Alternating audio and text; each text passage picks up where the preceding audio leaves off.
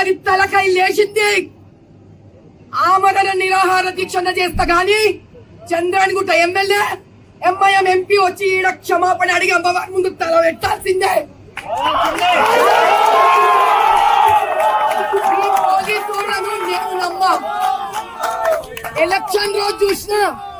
Election రోజు నేను చూసిన పోలీసులు ఎంత కోఆపరేట్ చేస్తారు. ఈ రక్షాపురం అనుభవం అయితే మస్తుంది.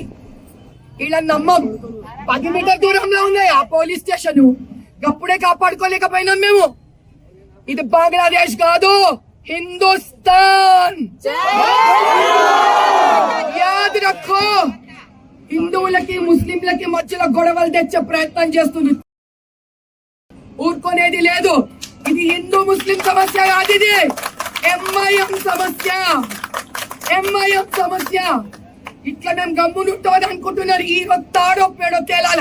ఇది ఒక రోజు గాని, ఒక వారం గాని, ఒక నెల గాని, ఒక సంవత్సరం అన్న గాని తేల్చుకుంది. కడిచి కదలా. జై బోలో భారత్ మాతాకి.